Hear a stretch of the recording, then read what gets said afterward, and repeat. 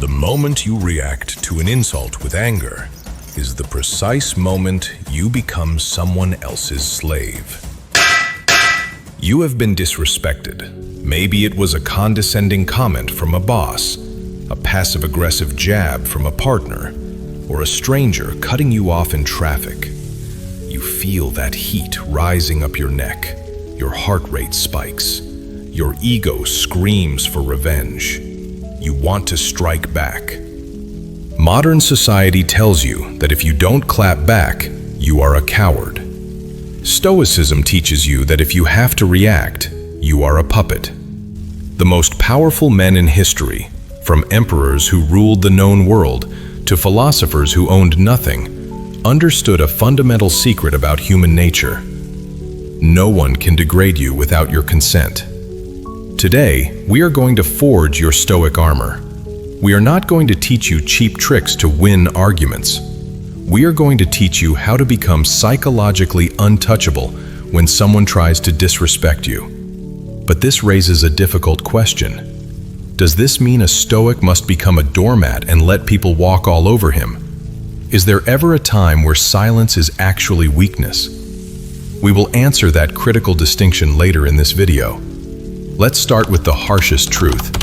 If disrespect hurts you, the problem isn't the other person. The problem is your own fragility. The slave philosopher Epictetus stated this with brutal clarity.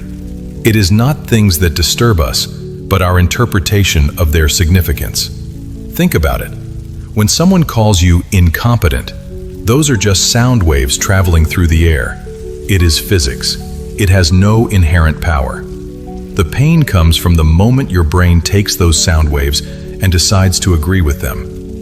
If a 3-year-old child called you ugly, you would laugh. It wouldn't rattle you because you don't value the opinion of a toddler. You give them no authority. Yet, you give immediate authority to a jealous coworker or an angry driver. Why? Because your ego is insecure and craves external validation. A true Stoic has built what Marcus Aurelius called the inner citadel, a mental fortress where your self-worth does not depend on the praise of others, and therefore, it cannot be damaged by their criticism. If you know who you are, what a stranger says is irrelevant. It is just noise.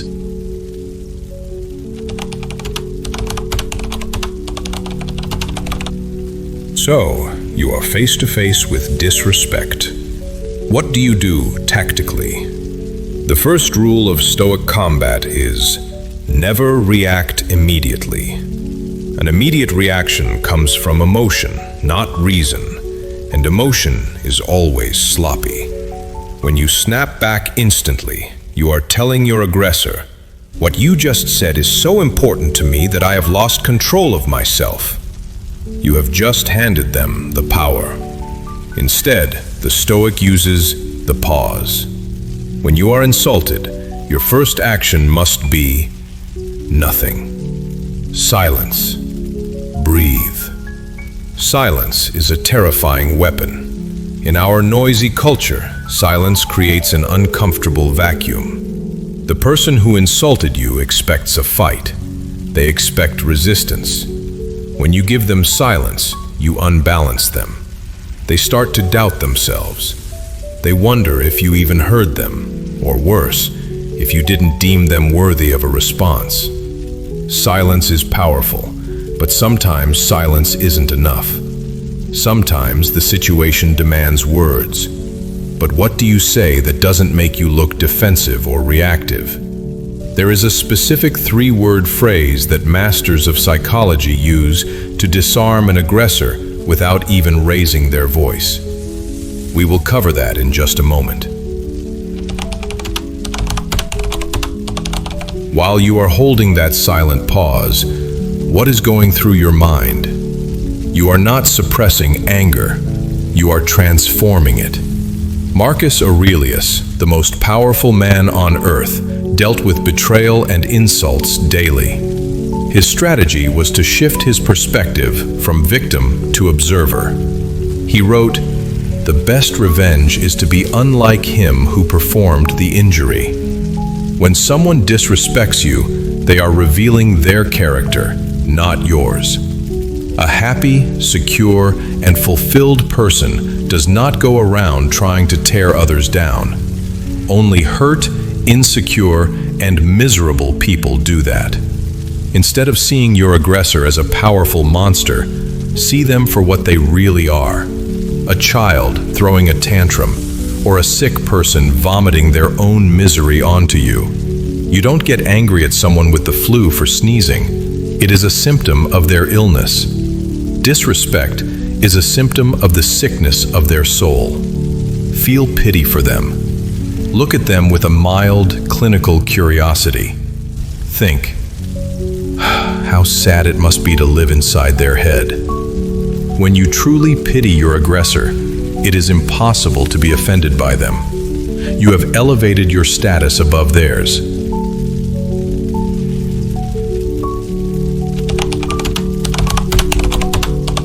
Now, let's return to the question we left open. Should a Stoic accept abuse?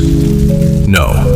The difference is that the Stoic responds out of justice and principle, not out of a wounded ego. There are times you must draw a line, but you must do it with glacial calm. Here is the step-by-step protocol for when someone crosses the line. Step 1.